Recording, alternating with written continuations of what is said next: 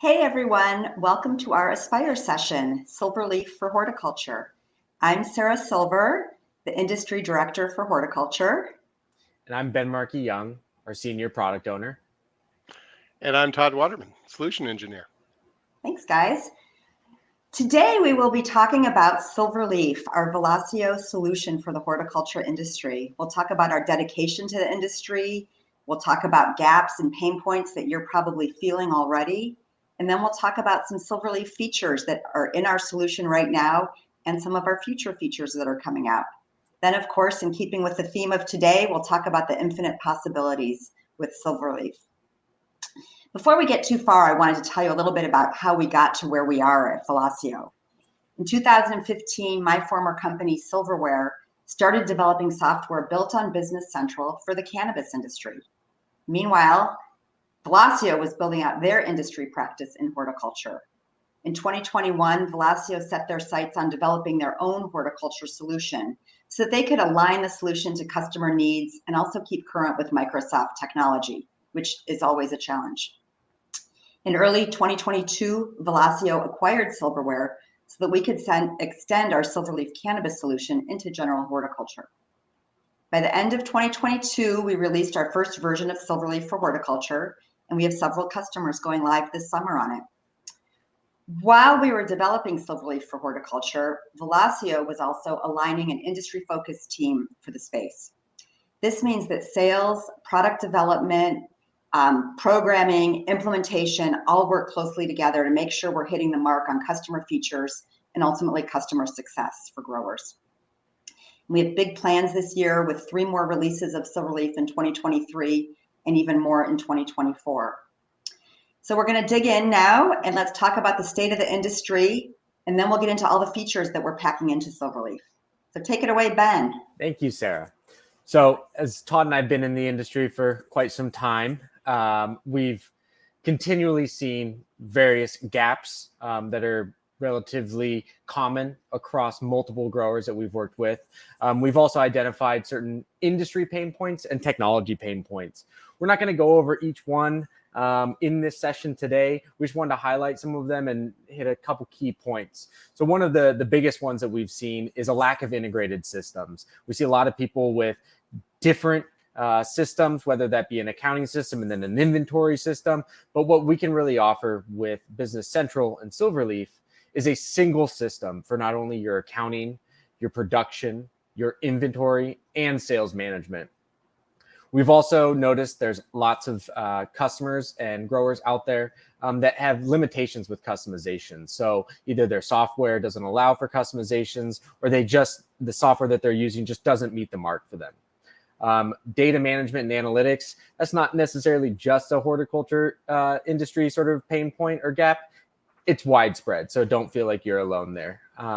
We've also identified mobile tools are quite a gap in the industry. As everybody has a mobile device probably on them as we sit here, there's not a lot of devices or tools out there that can be used in the field. And then sort of a newer one, the Internet of Things and AI.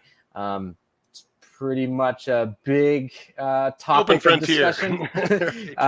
So as much as that may be not a gap that you're thinking right now, it will be in the future here. Some of the industry pain points, all of you probably already know these, but we've noticed that there's either labor shortages or labor issues, costs. People always want to know their costs. I wonder why. Market volatility, seasonality, and adoption of technology. And we understand adopting new technology is really difficult. It's hard for a lot of people to swallow, whether that be upgrading or changing from a previous system, or really starting your adventure and sort of your journey on technology to start with. Right. Just to touch on costs real quick. Yeah, sorry, Ben. Of course. That with the disparate systems, that's really where a lot of that comes from, because a lot of times the production's in Excel or something that's separate from where the sales orders are in that. And so you don't really have that whole bill of materials and things like that to bring it all together. That really helps with purchasing, but really comes to like really understanding your costs. And they're changing all the time. Yeah. Yeah, right. Some of the technology pain points that we've identified, we've got quite a list here. Some of the ones that are pretty prevalent that we're noticing is production planning, inventory management, sales management or sales inputs, racking, rack optimization, and load management, and keeping all of that together. So now we're going to go over some of our existing features, but first we'll sort of just gloss over our feature summary roadmap here. So as you see, within 2022, there's a list of different features that we released. In the middle there, in 2023, we've already released some additional features. Where you see V2, what we did initially with what we called our MVP release is we needed to get to market, and we needed to have functionality and tools available for this industry. And what we're doing now is going back to those functionalities in our version 2 to enhance those and make them better and more usable across not only the hort industry, but across different customer types: young plant growers, box store suppliers, IGCs, containers, trees, and so forth. And then we have a long list of future releases coming in 2023. It seems daunting, but we're actually picking away at this quite fast. So one of the first features that we've started focusing on is what we call availability matrix. We know within the industry that availability is your bread and butter. If you don't understand what you have available or when you're going to have it available, it makes everybody's job that much more difficult. So what we've developed is a way for you to quickly view live availability and create and save multiple different availability lists to either export to Excel or share directly internally with your team or with customers.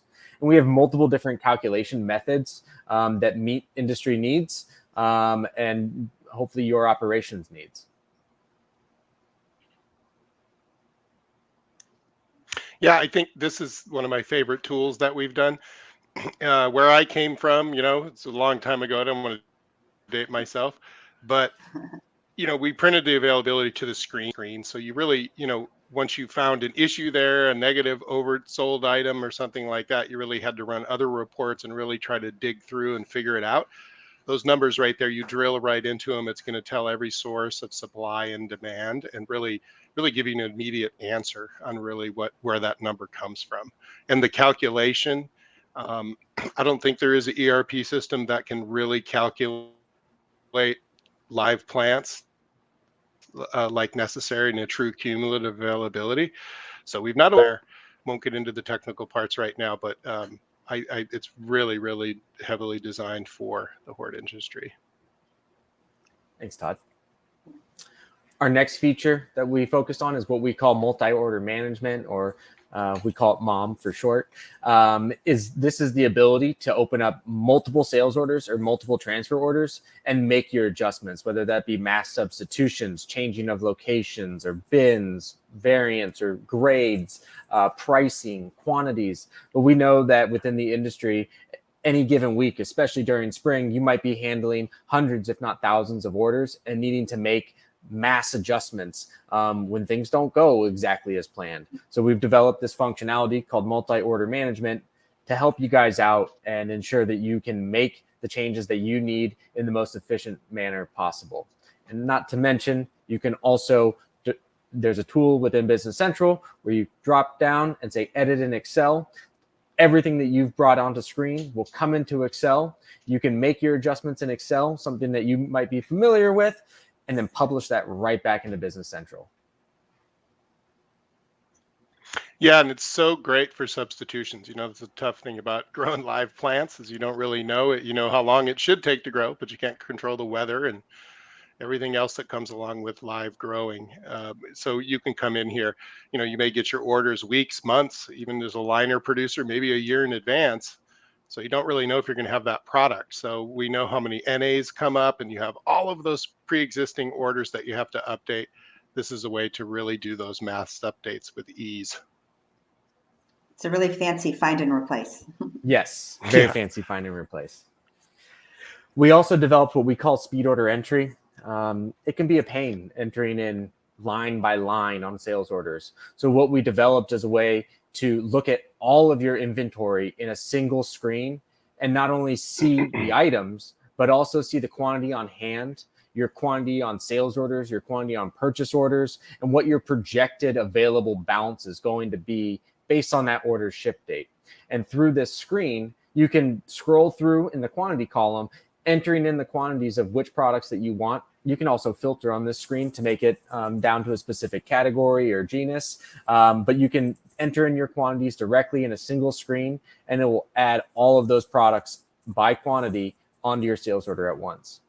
And this is probably the number one question I would get during demonstration is, do you have a speed order entry screen?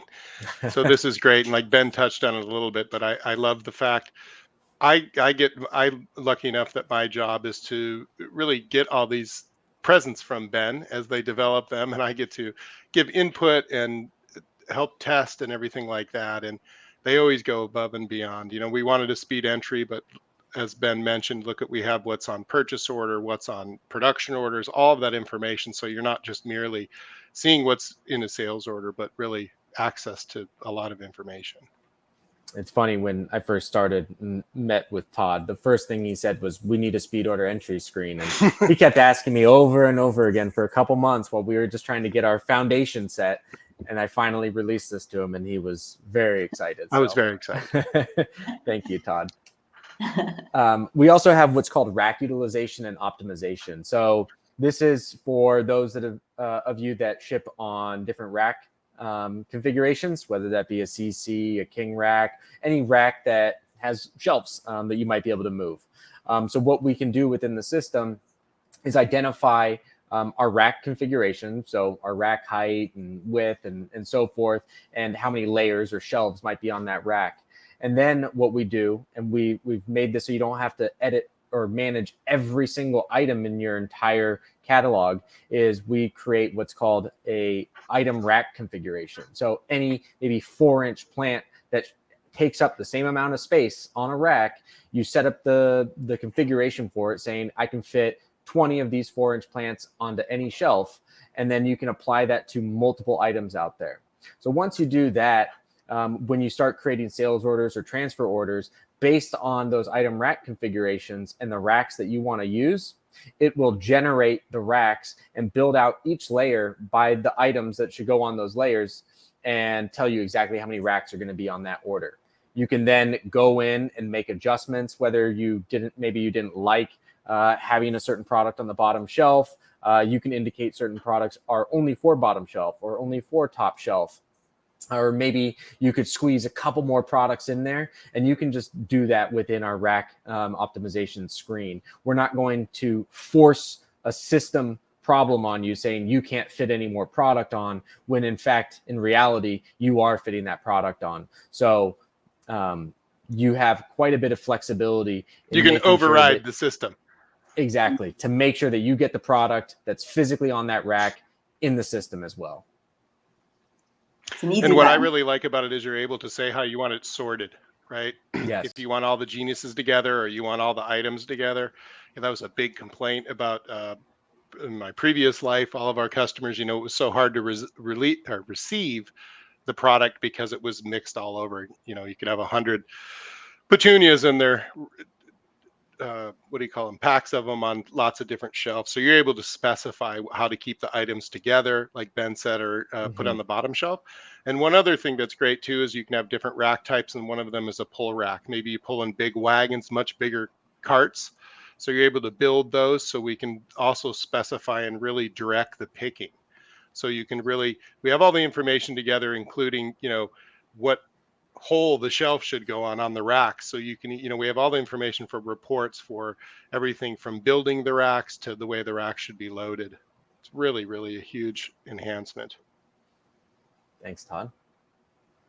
And that leads us into load management. So obviously most growers are shipping on trucks of some sort. So, not everybody has a truck stops or a Celos that they need, but they need something to allow them to start building out these loads and identifying what orders are going to go onto what truck. So we've developed load management, which allows you to add sales orders and or transfer orders to a truck, and then change the delivery sequence, the drop sequence, You can also use what we have for Google Maps. It's an integrated Google Maps tool to get estimated times of delivery based on when you tell the system what time you think that truck's going to leave.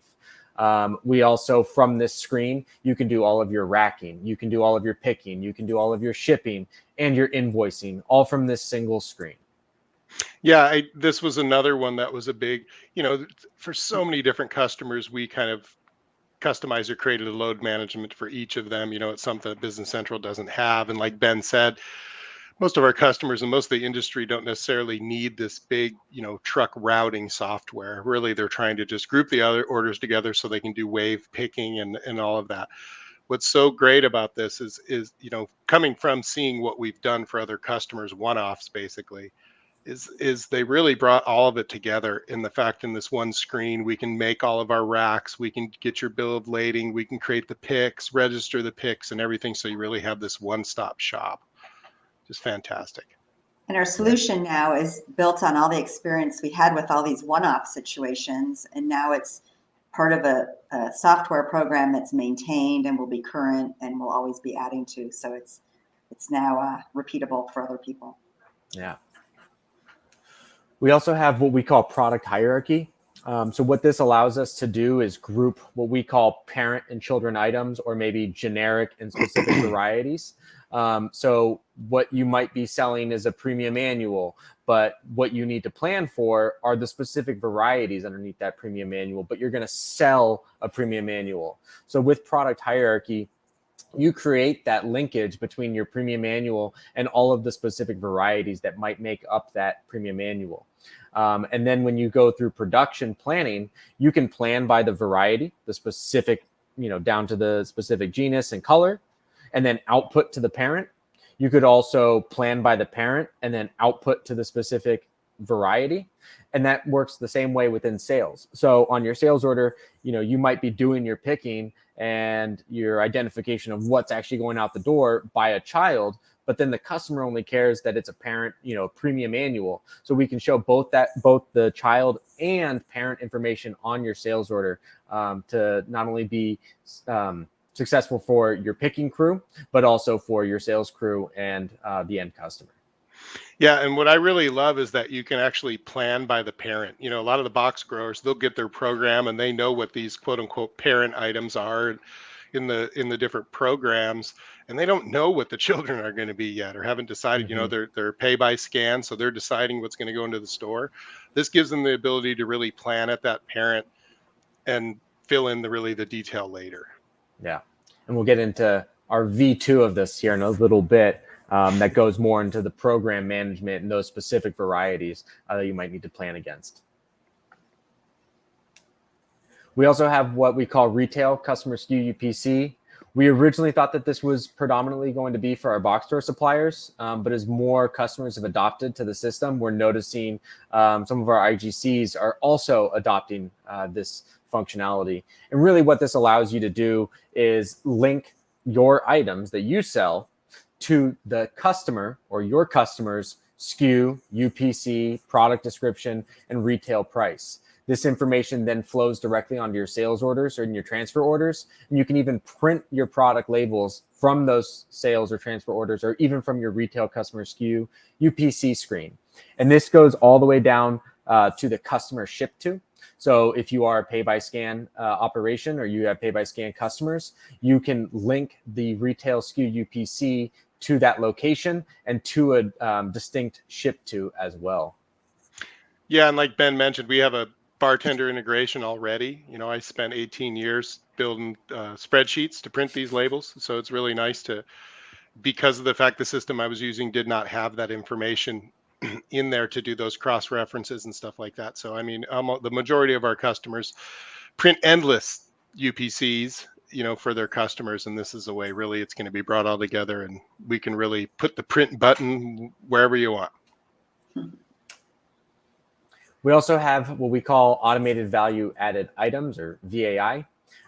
We know that within the industry, you've got certain products that aren't necessarily grown products. They might be a decorative pot, an embellishment stake, something for, Mother's Day or Father's Day, or Easter, whatever it might be, as well as some of your maybe customer care tags or product care tags. So instead of having to add those individually to your sales orders, what we've allowed within our VAI tool is you create the linkage between your saleable item and all of these value-added items. And these value-added items automatically populate onto your sales order so that you can ensure at the time of picking or at time of shipping, whatever your operation does, that these products or these value-added items are in fact included with the saleable shipment item that you're sending to the customer. And what's great is you can put a price on them if you want, or you don't have to. So it could be something that just needs to go on there, a reminder, or to be part of a pick for tags or something like that. And we actually have customers where maybe one hydrangea is in 4 or 5 different programs, where they will sell it.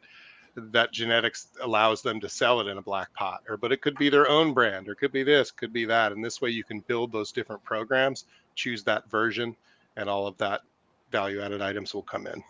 Yeah, and if you're managing a lot of value-added items and it's a little bit overkill seeing it all the time on screen, we do have a show and hide button on these screens for you. So you can decide to show all of the value-added at the time that you want, or you can hide them. So, probably when you're entering in your sales orders, you don't want to necessarily see these value-added items, but once you're done, show them, make sure that they look good, and make any corrections that you need to. So we have what we call space planning. Currently, this is space planning by location. What this allows us to do is at your locations within Business Central, you identify how much capacity that location has. You can measure it. We actually have a caption field, just called square units, and you get to decide what you want to measure. And maybe that's square meters, square feet, could be square anything. But you identify how much your location capacity is. And then right now, we have the ability to identify the max space that a product is going to take up. So that would be at its finish phase. And we are getting into what we're calling space planning by bin as well as by grow phase. So very soon here in this year, we'll have the ability to identify the size of a product from propagation to spacing to all the way to finish. So as many steps as you have for that grow cycle for that product, you can identify a specific size that plant should be. And then using space planning, you'll be able to see how much available space that you have or how much space has been used. And you can also see it by percent as well. And then by drilling into these quantities that we see on screen, whether that be by week or by month or by year, you can drill into those quantities to see the exact items that are taking up that space and how the supply is taking up the space or the demand is freeing up space. So you can trace all the way back to production orders or assembly orders or sales orders or transfer orders to identify exactly how space is being used in your operation. Yeah, and what's great when we were talking about the parent and children earlier, when I was talking about not knowing what children you're going to grow, but you're planning at the parent. So you can plan at the parent level, like I said, and then come here and look at really what space is being taken, to see, do I even have enough space to do this plan that I'm planning? And it'll be huge when it's at the bin level, which is coming soon. Yes. That'll be really great. Where you have the space. Not only do you have the space, but where do you have the space? Yeah. Right.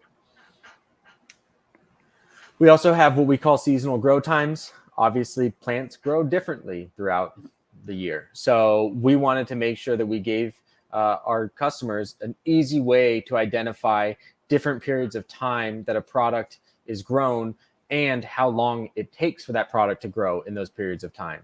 So we've developed our seasonal grow times that you then set up what we might, for a bad example here, spring, summer, fall, or you can set it up by specific weeks. And then using that planning period, you can then come into those products routings, similar to like a bill of materials, but it's like grow phases, and identify by days, weeks, months, years, how long that product is going to take in its growing or spacing or finish phase for each one of our grow periods. So if something's growing faster in spring, which it should, then in the winter, you'll have a grow time that might be 5 weeks in the spring, but 6 weeks in the winter. And so by using our seasonal grow times, you can set all of that up And then when you actually do all of your production planning, it'll tell you when that you need to start your production in order to meet the demand that you have for that finished product. And it will choose the right seasonal grow time based on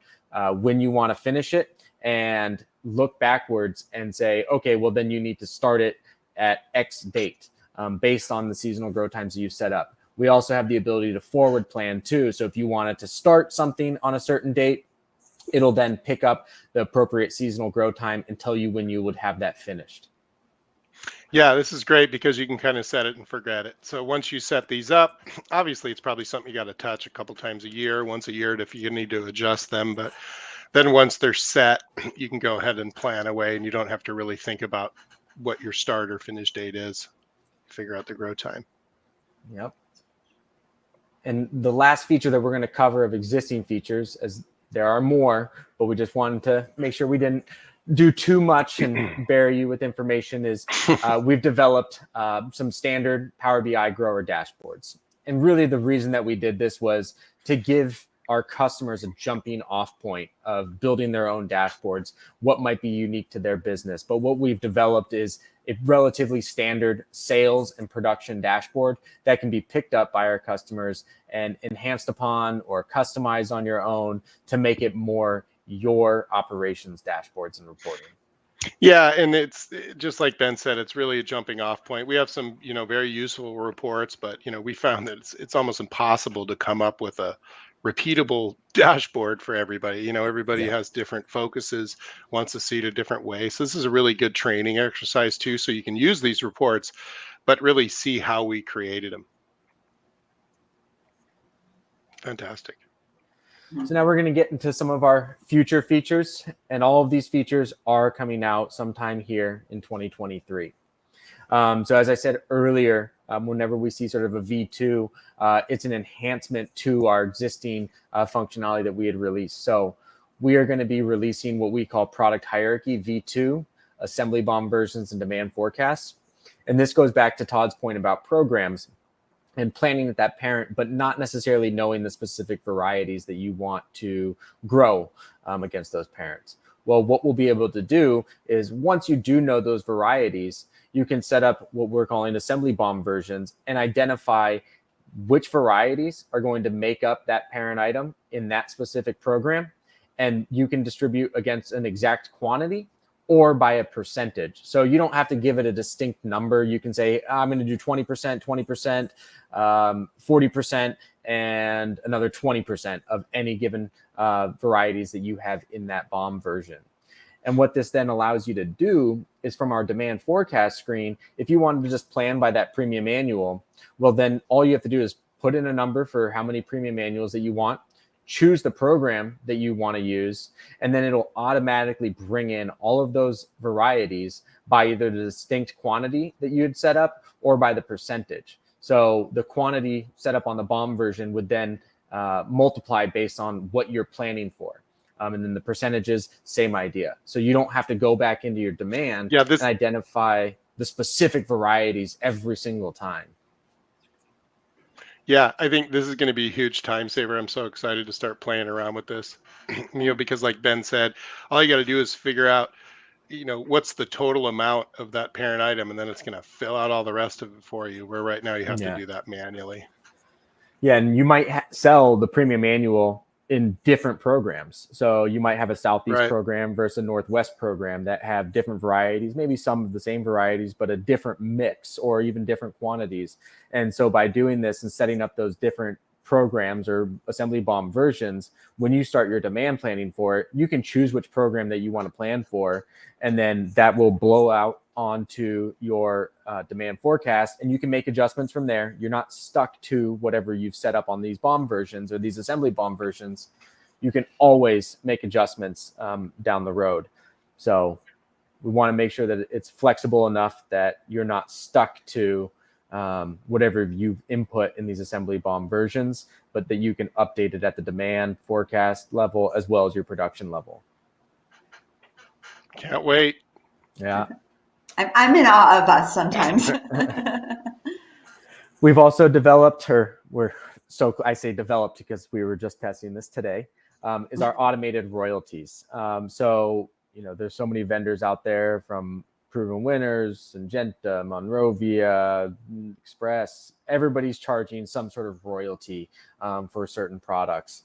And instead of keeping track of that manually, what we've now allowed us to do in the system is, by product, identify the royalty amount that's going to need to be either charged to the customer, or at least that you're going to have to pay back to a vendor. If you have something maybe like a hanging basket that has varieties that are coming from, or products that are coming from multiple vendors that you owe royalties on, that's no problem. You can break out your royalties by product, even at that parent level, to identify each one of the individual items in that hanging basket has a different royalty amount that's due to a different vendor. And if you'd like, which I hope you would, you can identify the GL account that you want this royalty to hit. You could have it go to your sales account, or you could have it go to a royalty specific account as well. Yeah, I think that's really important. Where I come from, it was really looked as basically we were not calculating that. So all the royalty money that we were going to owe as a liability was lumped in with sales. So our sales looked so much better, but we knew, wow, what's the damage on the royalties, right? So this way, you can keep track of it and really see what the liability is. And then I think that's a key point, what Ben said about the GL. And you don't have to map it to just one GL. You could take that 3 cents for Proven Winners and have 1 penny as a breeder fee go to one account, a tag fee could go to another, and the marketing fee can go to another. So you really have lots of flexibility. Yeah, and what's also nice is we have royalty entries. So similar to like item ledger entries, anytime an item is transacted on, there's a ledger entry to it. Well, we have the same idea with royalties. So you can always reference your royalty ledger entry to identify what royalties went out the door, and if there's any credits that that you basically are owed because maybe the customer didn't take it or fell off a truck. And you'd be able to then use the royalty journal to make those corrections, as opposed to having to create, a quote unquote purchase invoice correction. You can go directly through our royalty journal. Yeah, I mean, that's I'm so glad you mentioned that, because that's the true thing is, if you're going to play, a breeder or company royalties, you don't have to pay them if they returned it. So that's so key that you're going to take the credits out, and that we've accounted for that. Yeah. So I sort of mentioned this a little bit earlier with our space planning by location, but now we're getting into space capacity forecast. So you might be planning a year in advance, 2 years in advance. We've even heard 5 years in advance. However far that you want to plan ahead, if you use the demand forecast tool, you can plan at the parent level, the variety level, however you see fit for your planning. But then you need to decide if you're actually over capacity or under capacity for your space. Well, instead of actually acting on those production orders that you're going to need to create, you can keep them in a forecast before having any sort of transactional document created, and come to our space capacity forecast screen, which is actually the same screen as space planning, but then choose one or many of those demand forecasts to see what your space allocation is going to be throughout the year based on those demand forecasts.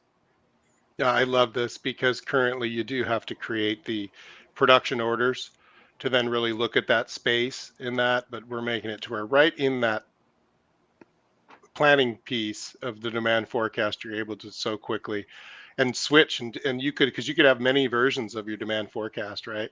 Mm-hmm. And you can choose the different versions to see what the space looks like. Maybe you have one that it's too much, you edit it, and you can quickly look at it right on the fly. It's great. Yep. You could have 2 different windows open, or 2 different tabs open, one demand forecast, one with space capacity. So you come to space capacity, choose the demand forecast that you want to see if you actually have the space available, run the space capacity. If you're noticing that you don't have space available, you can actually drill into the specific numbers to see what's making up that lack of availability or lack of space, and then go back to your demand forecast, make that adjustment, and then just come right back to your space capacity screen and hit calculate space capacity, and it'll run the numbers again for you. Good stuff. We also have what we're calling Rack Utilization V2 or Rack Kits.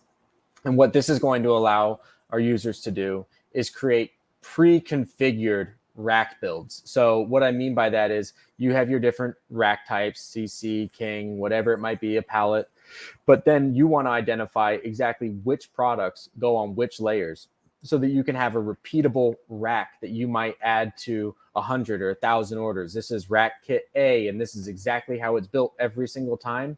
Well, you can pre-configure those and then add that rack kit to one or many orders, and you only have to add one line for that rack kit. And then on the sales order, it'll automatically explode that rack kit and say and input every single individual product that you put onto that rack kit onto the sales order.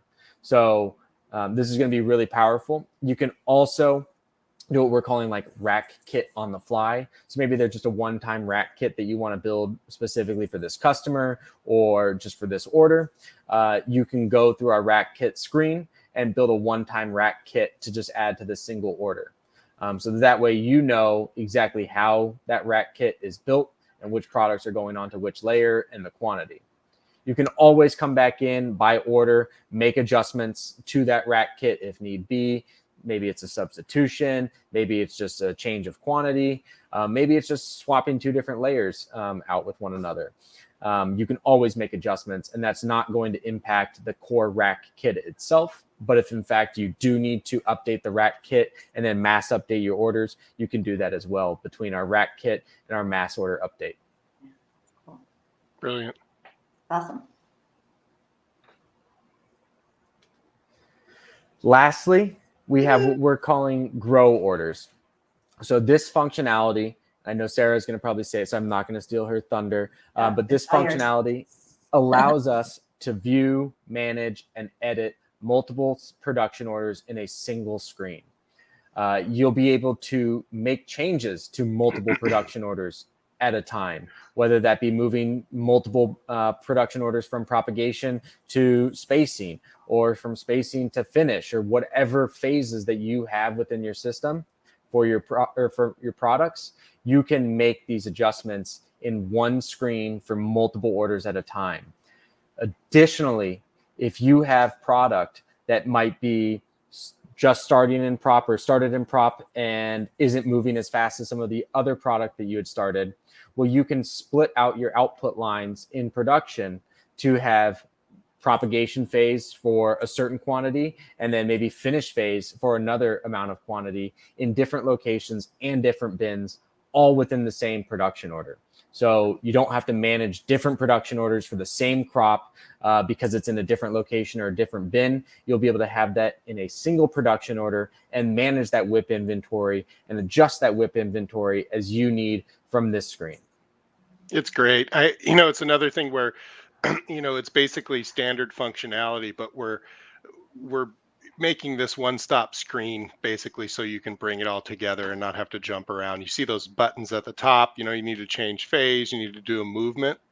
What's really cool is we have something called the scan worksheet. So you could actually have a tablet or something with a Bluetooth scanner, and I can scan a barcode that means movement. So it'll just pop up the screens, and I can, if you're barcoding your plants and that, there's a way to do all the all of your transactions and everything in this screen via scanner, I think, which is really huge. Well, and I like to stress, we're still using core Business Central functionality behind the scenes. Grow orders kind of wrap around production orders. So we're not changing the core logic of Business Central. So we're not risking messing with anything that Microsoft has put so much effort in, like the costing and posting routines.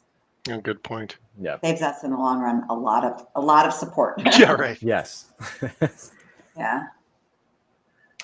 And that's all that I've got for our existing features and some of our future features. Well, awesome. And in keeping with the spirit of the event of infinite possibilities, let's talk about SilverLeaf's infinite possibilities. Because of course we think there are many.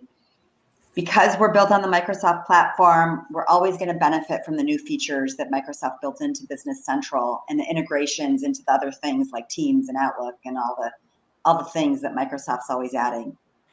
Because we're in the cloud, you'll always be on the most current version of the software without any big upgrade costs. If you've been on Nav or Business Central on-prem, you understand what I'm talking about there. But with SilverLeaf, you will you will always be current. As you can see, we're always releasing new features, so all of our customers benefit from that. As new technologies emerge, we're going to be ready to integrate them into the solution. We're trying to be on the leading edge, but not too far out front. But for example, we're currently looking at how AI can be used in horticulture, and then what that means to SilverLeaf, what we could do in SilverLeaf with AI. And so maybe by next year, we'll be seeing some features related to that. And of course, not only do you have that dedicated horticulture team at Velosio that I spoke about earlier, but we also have all the other things that Velosio offers, like Azure services, CRM, data analytics, and Office, everything else that Velosio can bring. So we do think that there's a great, big, long path for your technology dreams with SilverLeaf and Business Central and Velosio. So with that heart-wrenching statement, thank you so much for joining us today. We're grateful that you took the time to spend with us. We played rock, paper, scissors, so my email is on the screen. Feel free to reach out if you have any questions to any one of us, but here's how you can reach me, and we'd love to talk about how SilverLeaf can help you. Thanks so much for joining us. Yeah, thank you all. Thank you so much, everybody. Great job. Thanks. Have a good one.